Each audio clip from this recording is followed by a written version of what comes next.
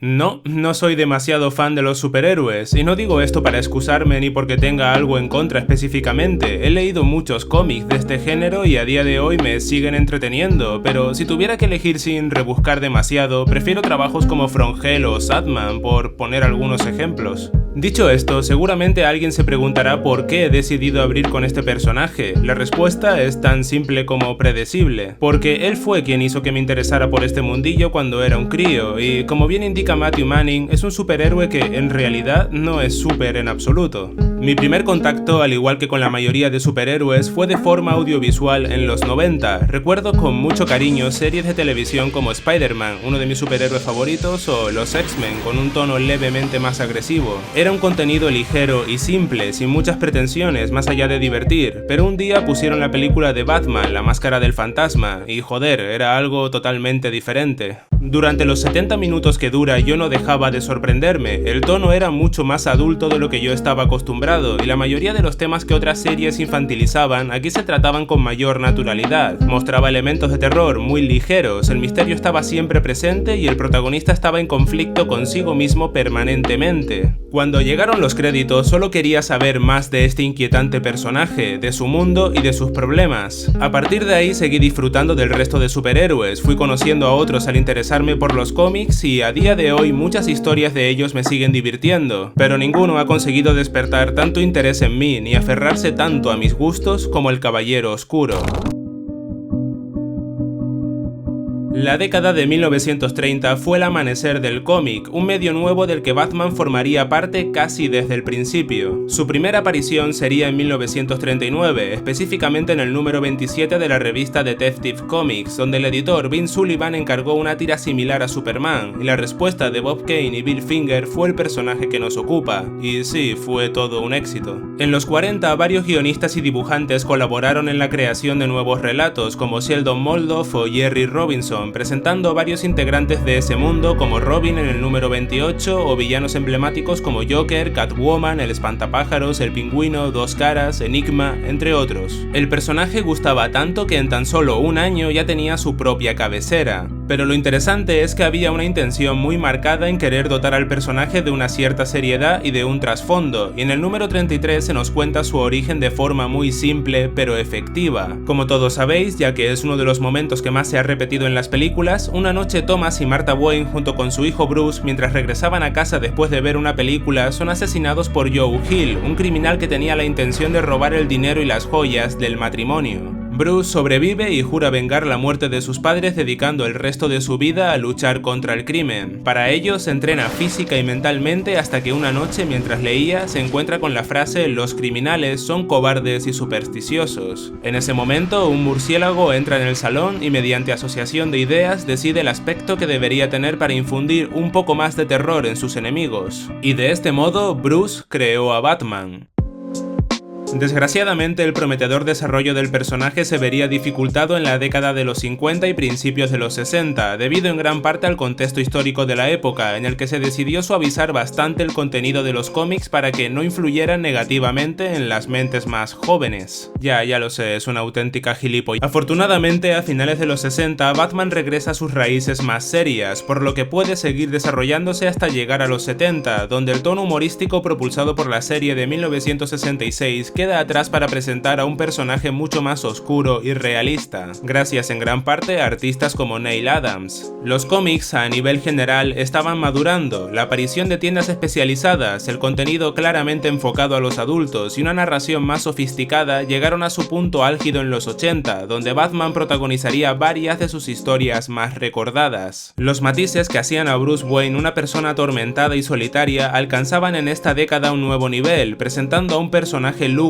y crepuscular, obsesionado por la muerte de sus padres y hundido por haberse impuesto una promesa imposible de cumplir. Tanto los 80 como la década de los 90 son realmente importantes para el Caballero Oscuro, ya que consiguieron crear unas bases sólidas a nivel argumental, presentando muchas de las historias más ricas a nivel de sustancia y de estilo, las cuales en definitiva consiguieron definir la personalidad del Batman que todos conocemos. En el 2000 se siguió profundizando en esas bases ya creadas y a día de hoy se sigue reinventando completamente. Batman es un personaje que se adapta y que consigue sobrevivir a cada década, se ha convertido en un símbolo intachable de la cultura popular, y tal y como indica el propio Frank Miller, es un personaje polifacético, puedes interpretarlo de 1000 formas diferentes y todas pueden ser válidas. Es cierto, si el autor decide utilizar a Batman para enfocarse en el terror, puede hacerlo. Si quiere ahondar en tramas psicológicas y abstraerse hasta conseguir resultados oníricos, también puede. Es un personaje que admite un enorme abanico de posibilidades y, volviendo nuevamente a Frank Miller, es demasiado grande para morir. Sus historias, en líneas generales, siempre han conseguido funcionar en gran parte por el conjunto de sus elementos. Siendo bastante reduccionista, normalmente se plantea un misterio bastante particular que Batman debe solucionar haciendo uso de sus dotes de investigación hasta que, finalmente, consigue llegar a una conclusión que suele estar acompañada de un combate. A esto le sumamos, obviamente, la propia ciudad de Gotham, con sus ambientes húmedos y sórdidos. Sin embargo, si quitamos el carisma de los personajes y el propio escenario, estos ingredientes también podrían ser encontrados en otras obras, por lo que estas características no son precisamente las que consiguen elevar el conjunto. Realmente lo que hace tan atrayente a Batman no es tanto el conflicto externo con el que debe lidiar, sino el interno, en cómo el problema externo acaba apuñalando a la mente de Bruce hasta llevarlo al límite. Para ser un poco más claro, la característica fundamental es que Batman, de un modo u otro, nunca deja de sangrar. La mayoría de los conflictos acaban apelando a un aspecto que afecta a nivel personal al protagonista, por lo que la situación acaba siendo mucho más íntima. Ya no es solo un héroe enfrentándose a una situación determinada, sino un hombre combatiendo durante la mayor parte del tiempo contra sí mismo. Pero si profundizamos un poco más en esto, lo que resulta incluso más atractivo es que Batman inevitablemente es un superhéroe fallido, no tanto en el sentido artístico para los integrantes de su mundo, sino para el propio Bruce Wayne. Esta creación no deja de ser una respuesta a la muerte de sus padres, una forma de superar ese momento, casi como si fuera su propio duelo, el modo con el que expresa su dolor.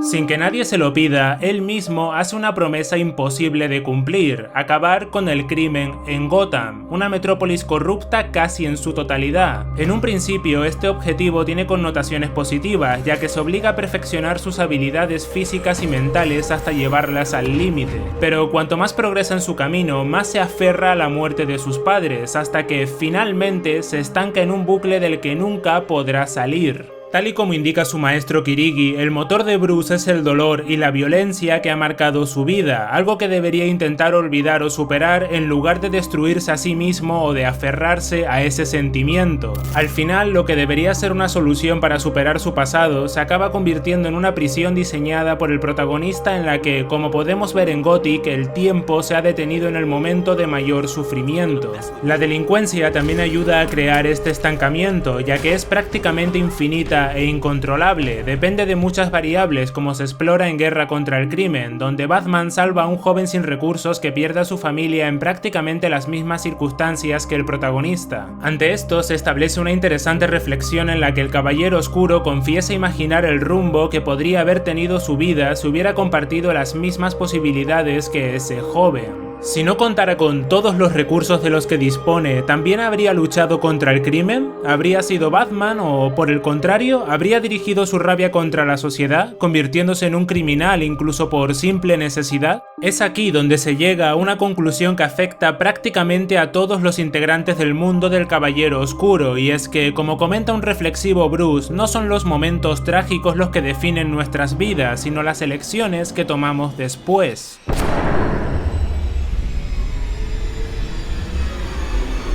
Por eso el cómic de la broma asesina resulta tan importante, no solo por explorar un poco más a Joker y compararlo con Batman, sino porque, a diferencia de ellos dos y del resto de villanos, Gordon permanece cuerdo a pesar de todo, no se deja llevar por el dolor. By the book. You have to. We have to show him our way works.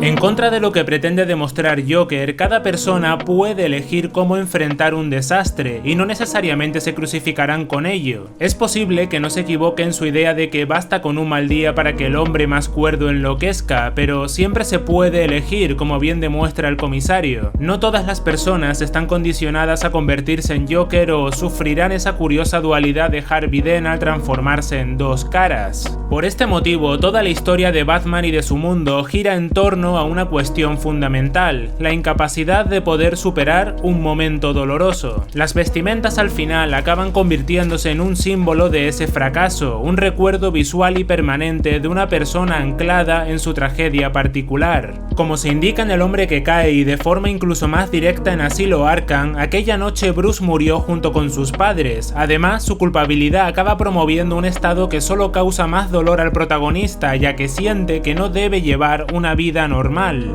Por ello, sus relaciones sentimentales, a diferencia de las exclusivamente sexuales, suelen estar más bien vinculadas a la figura de Batman y no tanto a la de Bruce, ya que sin esa armadura nos encontramos con un caparazón vacío. No hay nada que esta persona pueda ofrecer, más allá de su dolor o de una actitud que enmascara su verdadera identidad. Batman acaba siendo prácticamente una maldición que atormentará a Bruce toda su vida. Incluso en su madurez y soledad continúa con el peso de sus padres sobre los hombros. A esto además le podemos sumar la frustración de ser comparado con aquellos a los que odia, ya que tampoco resulta muy complicado ver a Batman como una persona que paga su sufrimiento con los criminales debido en gran parte a que dispone de la fortuna de sus padres. Es innegable que esta creación ha ayudado a mucha gente, pero debido a los paralelismos marginales que establece con los propios delincuentes, mucha gente no duda en negar sus cualidades heroicas. Una cuestión que podemos ver en Año 1 o en ese comentario un poco desproporcionado y grandilocuente del regreso del Caballero Oscuro, donde se comenta que su conducta psicológica es como una red que atrapa a los neuróticos débiles, atrayéndolos hacia modelos de conducta paralelos e interactivos. Se podría decir entonces que Batman crea sus propios enemigos y que comete sus crímenes valiéndose de lo que él llama villanos como si fueran proyecciones narcisistas. En otras palabras, el auténtico villano es Batman.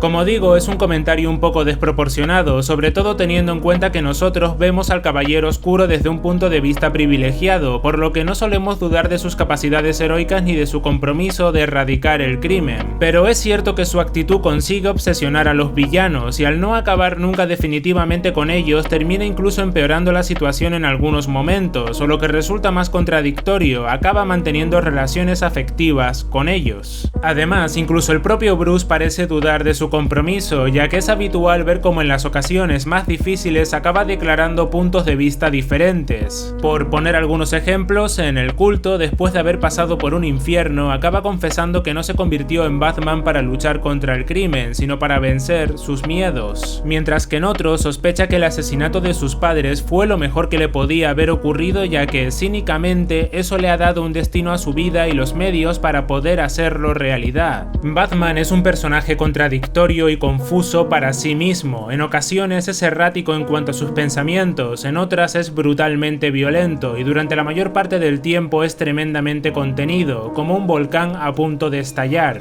Es una criatura imperfecta que inspira tanta compasión como coraje. Seguramente esa es otra de las claves de este singular personaje, esa rabia tan humana que lo mueve y que incluso consigue despertar en nosotros, además de la simpatía que podemos desarrollar hacia él debido a su imperfección, a esa humanidad que tanto cuesta encontrar en otros. No duda en admitir que no podrá conseguir ganar su guerra del todo, pero mantiene la esperanza a partir de diminutas victorias, con la idea de redimir a la ciudad y con suerte a él mismo. Resulta incluso inspirador según cómo se mire. Bruce podría fracasar en cualquier momento, incluso está la posibilidad de que acabe rindiéndose, ya que en muchas ocasiones realmente parece que no puede más, ya sea con un problema determinado o con su propio conflicto personal. Sin embargo, nunca se rinde y consigue sacar fuerzas incluso cuando aparentemente no hay nada a lo que agarrarse. Como se confiesa en Guerra contra el Crimen, él mantiene su promesa intacta con la esperanza de poder dejar atrás su dolor algún día. Tal y como yo lo veo, esto en conjunto con todo lo demás es lo que consigue atraernos a nosotros, el poder ver a un hombre derrotado brutalmente a nivel personal luchando con todas sus fuerzas para completar una misión imposible y así poder redimirse. La imperfección del personaje acaba convirtiéndose en una virtud que condiciona el modo de afrontar todas las historias. La posibilidad de una muerte segura, esa fragilidad enmascarada en la seguridad que demuestra Batman o el conflicto permanente de Bruce consigo mismo son cuestiones que podrían entorpecer las diferentes tramas o limitarlas, pero sin embargo aportan matices derrotistas muy potentes y un dinamismo equilibrado y particular. Las victorias de Batman no suelen ser completas, al menos no para sí mismo, ya que aunque consigue grandes cosas, a cambio es prisionero del dolor que usa como combustible, por lo que al final permanece anclado en un bucle del que no puede salir. En El hombre que cae se realiza un símil muy inteligente y apropiado de este concepto utilizando ese famoso momento en el que Bruce, siendo un crío, cae en una cueva. Él estaba muerto de miedo y, casi como si fuera una pesadilla, de la oscuridad salieron una enorme cantidad de murciélagos que lo envolvieron hasta empujarlo a la desesperación. Después de casi 2 décadas, ese chico se levanta firme cada mañana para completar una promesa imposible, para caer cada noche como cuando era un niño, para caer el resto de su vida. Bruce sigue sufriendo eternamente en esa cueva, pero los murciélagos han acabado convirtiéndose en los cadáveres de sus padres.